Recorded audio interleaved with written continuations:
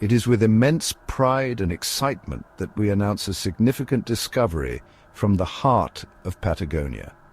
Our team has unearthed the remains of a new species of Titanosaur dinosaur. We have named this remarkable creature. This finding comes from northern Patagonia, a region already famous for its dinosaur fossils. The rocks that held these ancient bones are about 78 million years old. We shared our detailed findings with the world on March 5, 2025.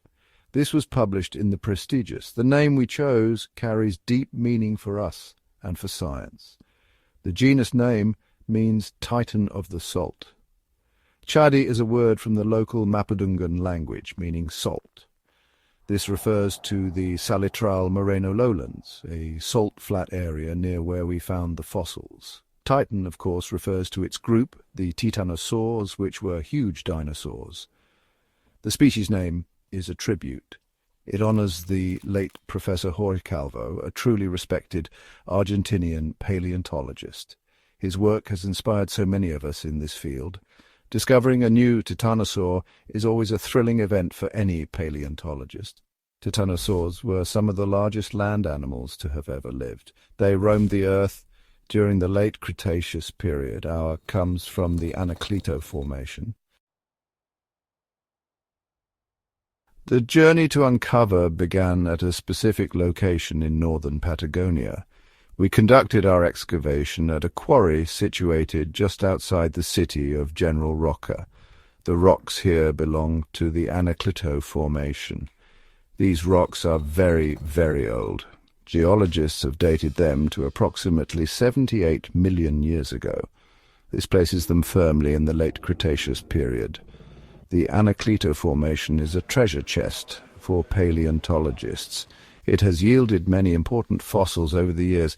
Our work here has added another jewel to its crown. When we look at this site today, we see arid landscapes. But 78 million years ago, it was a very different world. Our research shows that this area was an ancient lagoon ecosystem. Imagine a calm body of water, perhaps shimmering under the Cretaceous sun. This lagoon was likely surrounded by extensive sand dunes. Palm trees would have dotted the landscape, adding a touch of green to the scene. It must have been a true oasis. This was especially true if the surrounding regions were more arid and harsh. Such water bodies would have been vital for life. The sheer number of fossils we recovered from this single site is quite astounding. Our team carefully excavated and catalogued a total of 432 individual fossils. These remains do not belong to just one or two types of animals.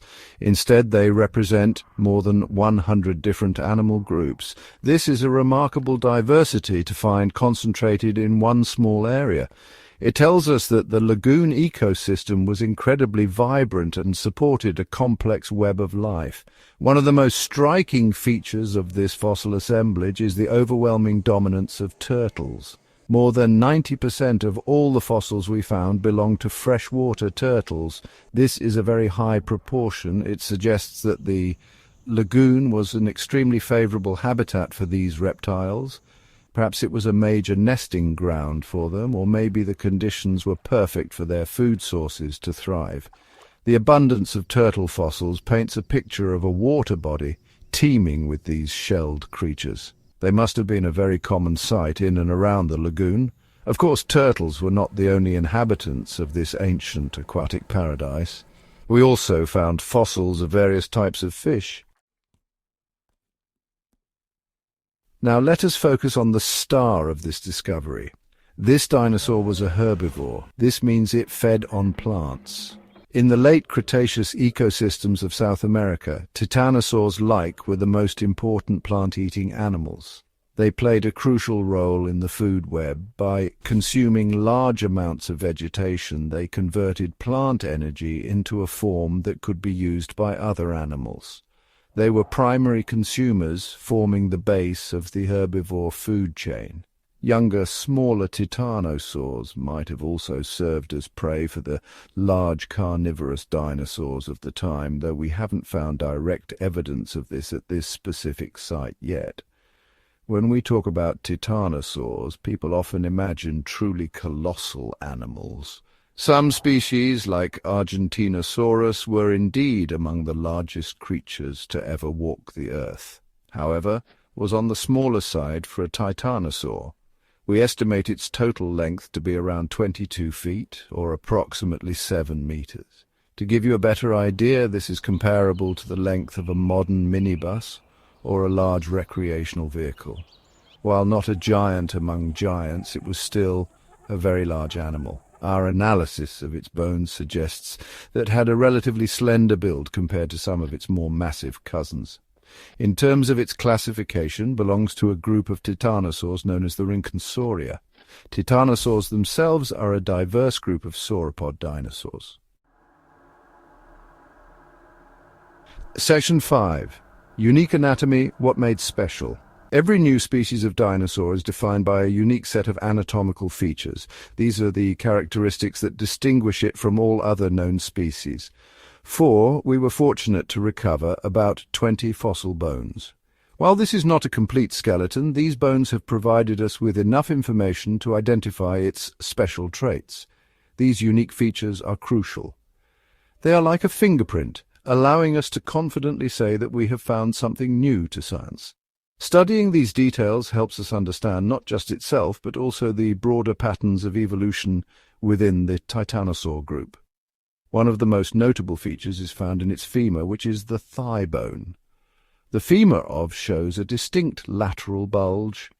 This is an unusual outward projection on the side of the bone. Another key diagnostic trait is seen in its vertebrae, the bones that make up the spinal column, specifically the neural spine of some of its vertebrae. The bony projection that sticks upwards is significantly projected backwards. These might seem like small details, but in paleontology such differences are very important for identifying new species. The uniqueness does not end there. Its humerus, which is the bone of the upper arm, also has a peculiar shape. Section 6. A treasure trove of fossils, more than just dinosaurs. The excavation site is more than a dinosaur graveyard. It's a treasure trove, revealing northern Patagonia's biodiversity during the late Cretaceous. We found 432 fossils from over 100 animal groups. This diversity is remarkable for this period in Patagonia. The ancient lagoon was a thriving ecosystem. Each fossil, from dinosaur bones to snail shells, enriches our understanding. Section 7. Rewriting prehistory scientific significance of the find. The discovery of and the diverse assemblage of fossils accompanying it has broad scientific implications. It significantly enhances our understanding of the ecosystems that existed in the southern hemisphere, particularly in South America, towards the end of the age of dinosaurs. Our knowledge of these southern ecosystems during the late Cretaceous period is still quite incomplete, especially when compared to what we know about North America or Europe. Each new find from Patagonia, like this ancient lagoon, provides vital data points. It helps us appreciate that Patagonian ecosystems were distinct, with their own unique sets of plants and animals. Titanosaurs, like our, played a supremely important role in the terrestrial ecosystems of South America during this time. They were the dominant large herbivores. Think of them as the ancient equivalents of elephants or giraffes, but on a much grander scale for many species. As primary consumers of plant matter, they were key intermediaries in the flow of energy through the food chain. They converted vast quantities of vegetation into animal biomass, which in turn supported the large carnivorous dinosaurs. Furthermore, the young and juvenile titanosaurs were likely an important food source for many predators, contributing to the complex predator-prey dynamics of these ancient worlds. This discovery also sheds light on biodiversity patterns just before the cataclysmic asteroid impact that wiped out the non-bird dinosaurs about 66 million years ago. Titanosaurs were among the last surviving groups of long-necked sauropods. They were also among the last non-bird dinosaur species on Earth. Studying their diversity, their adaptations, and their distribution in the final few million years of the Cretaceous helps us understand the changes that were occurring in global biodiversity leading up to this mass extinction event. Section 8, Collaborative Spirit, the team behind the discovery. This discovery was a collaborative effort by researchers from Argentina and Uruguay. Esteemed colleagues like Dr. Federico Agnolin and many others contributed their expertise.